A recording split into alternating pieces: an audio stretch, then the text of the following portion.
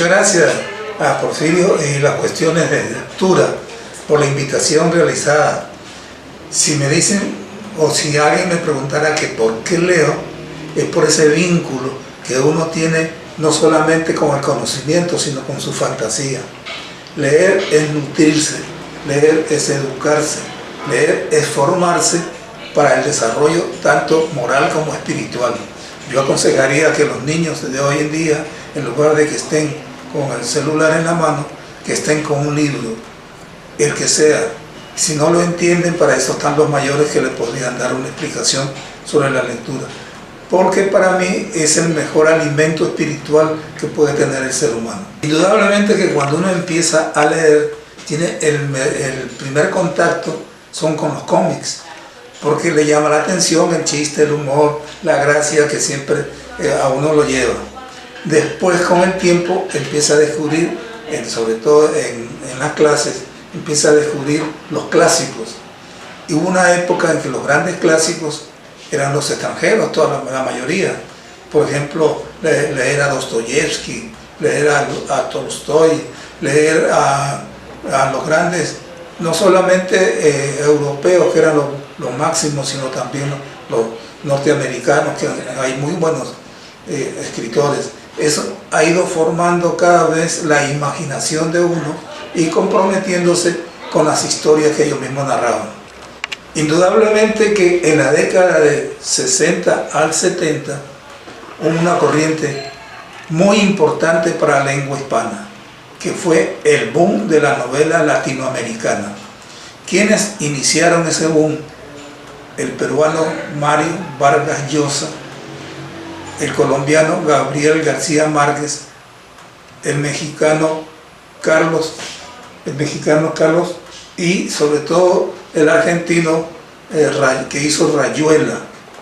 Ellos fueron los que iniciaron una nueva corriente y llevaron al habla hispana sus novelas que dieron la vuelta al mundo.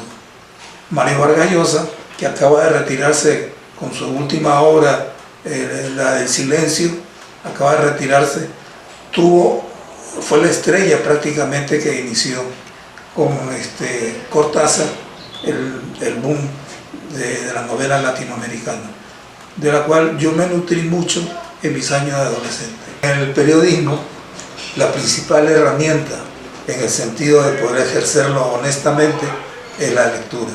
Si uno lee, no aprende a escribir. Así como se aprende a escribir escribiendo, se aprende a leer leyendo, porque a uno le va fomentando nuevos mundos, nuevas expectativas. Cada narrador tiene una línea.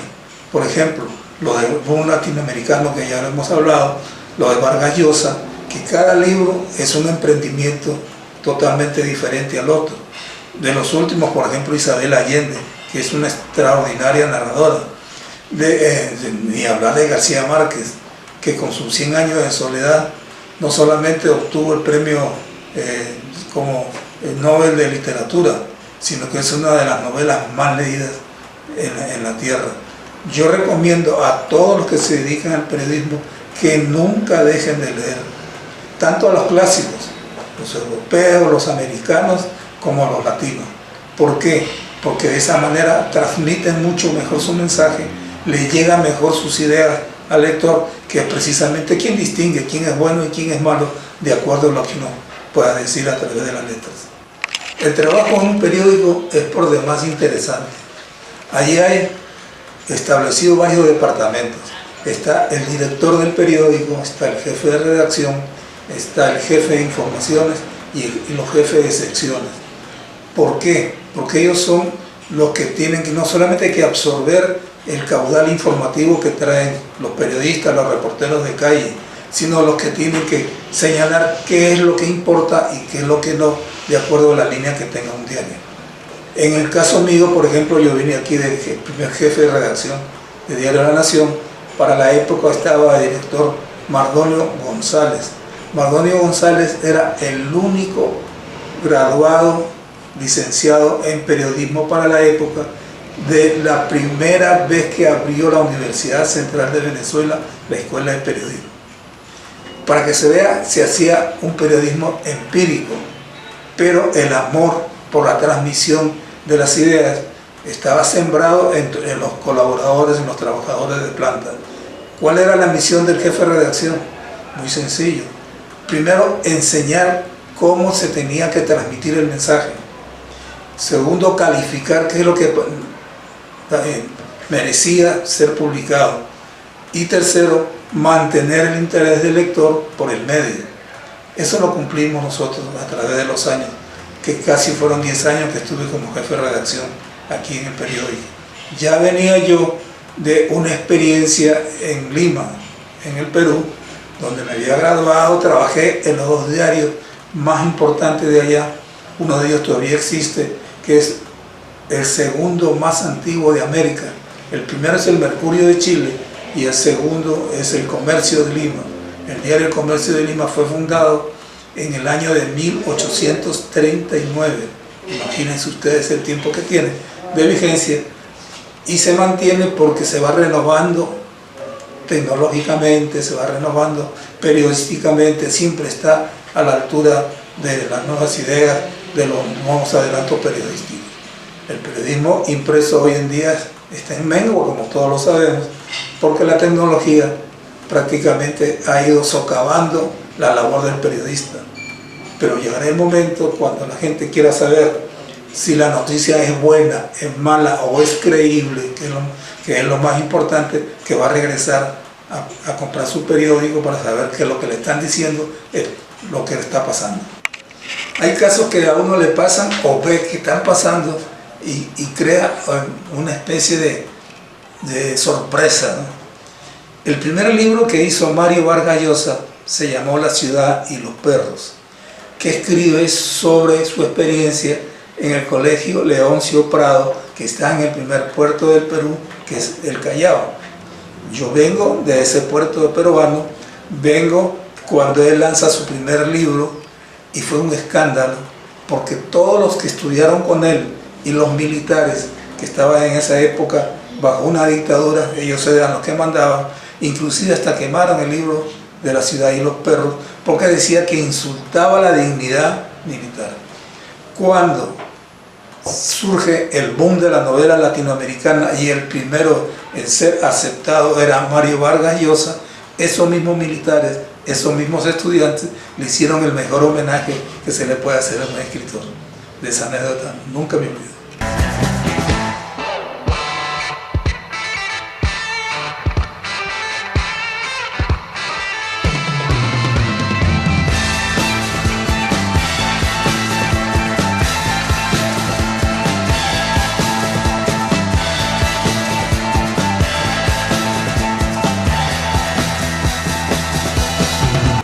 El lector siempre se identifica con el autor. ¿Por qué? Porque interpreta sus vivencias o hace en su imaginario el mundo que quieren transmitirle. En ese sentido, aquí en Venezuela, por ejemplo, la lectura de Arturo Ullar Pietri, director por varios años del Nacional, y de Miguel Otero Silva, propietario y uno de los fundadores del Nacional, influyeron mucho en mí por el estilo que tenían y porque siempre manejaron la verdad. Yo creo que un periodista que no maneje la verdad debe buscarse otra profesión, porque no se puede engañar a los lectores, no se puede timar a las personas que crean en uno para después decirles que lo que fue no fue, o que lo que pudo haber sido no se logró. Para eso el buen periodista tiene que investigar, el buen periodista tiene que interpretar, y el buen periodista tiene que transmitir serena pero honrada y honestamente su mensaje. Yo he sido aquí en Venezuela de esos 2 grandes escritores que no le dieron nunca el premio Nobel de literatura a Ullar Pietri, no lo consigo, pero Ullar Pietri ganó, por ejemplo, el premio que se da cada 4 años aquí en Venezuela, que es el escritor que hizo, ¿cómo se llama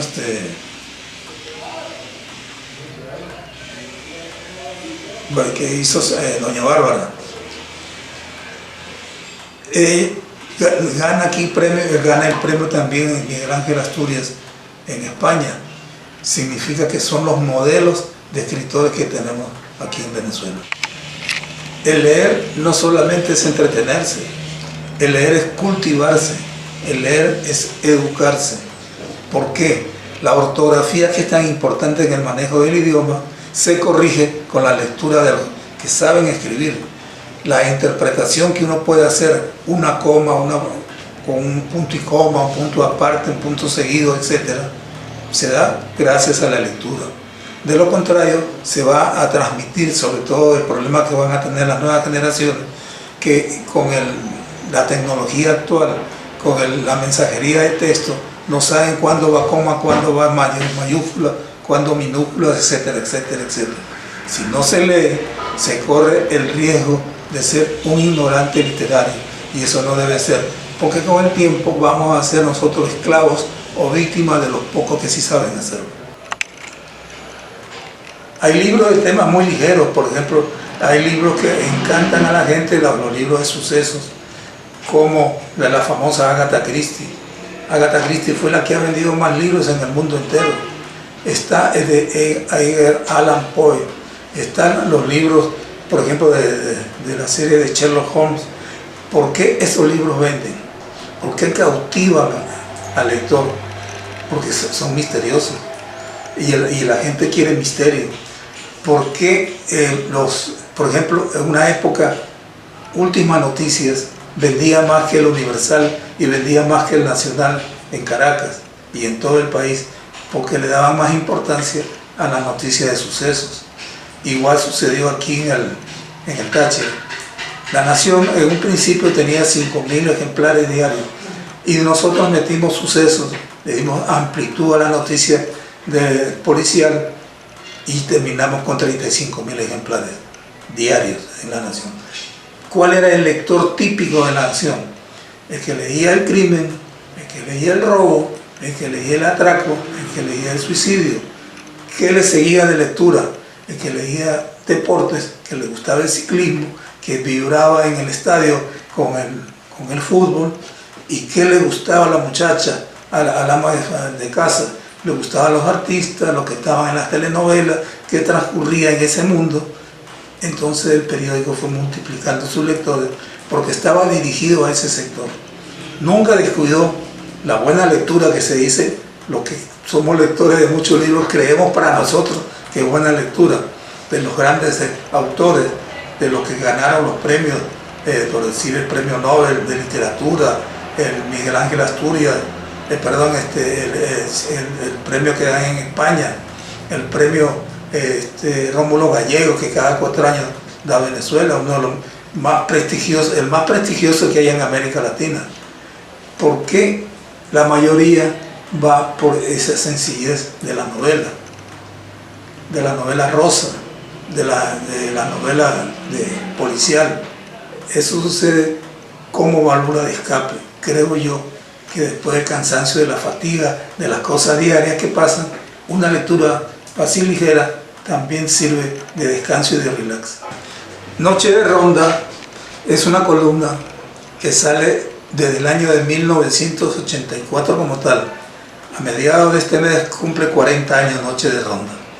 Pero se inició en el mismo estilo, pero con otra interpretación, cuando yo inicié mi trabajo en Diario La Nación, con una columna que se llamaba Para Ti, firmada por Juan Gris, que era prácticamente una firma ficticia.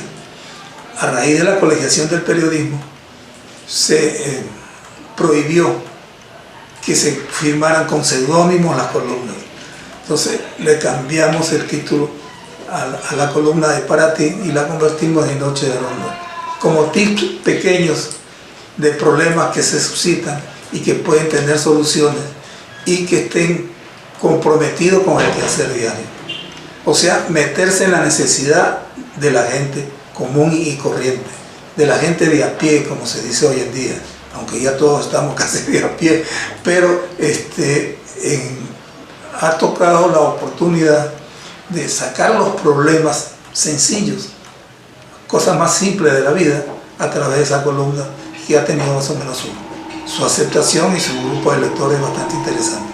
En una oportunidad, un niño se encontraba en un desierto y se encuentra y se halla a un anacoreta, un sabio, y le dice, se dice el niño, voy a aprovechar, ahí está el sabio, voy a decirle que me dé el mejor consejo de su vida. Habla con el anacoreta y le dice, quiero que me des el mejor consejo de tu vida para yo formarme en el mundo. El sabio le dice, el mejor consejo es que no des consejos. ¿Por qué no des consejos mientras no te lo pidan? Si te piden un consejo, lo haces. Si no, te quedas callado porque cada quien es dueño de su existencia. Sin embargo, rompiendo esa regla, yo podría decir que el mejor consejo que se puede dar es el cultivo de la lectura.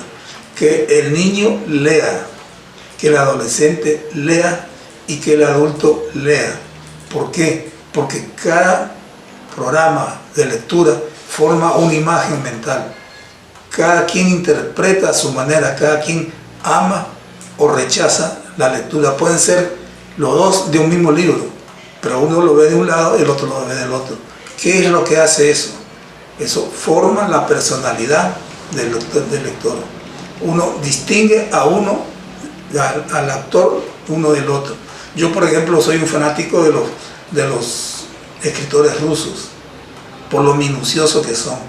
Ellos te van llevando a cada personaje una vivencia tan distinta y con un final tan inesperado que uno se queda absorto.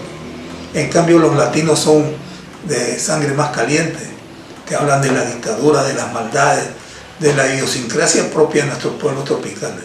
Pero no me han pedido el consejo, mi consejo es lean, lean, lean. Empiecen por los periódicos y terminen por los buenos libros.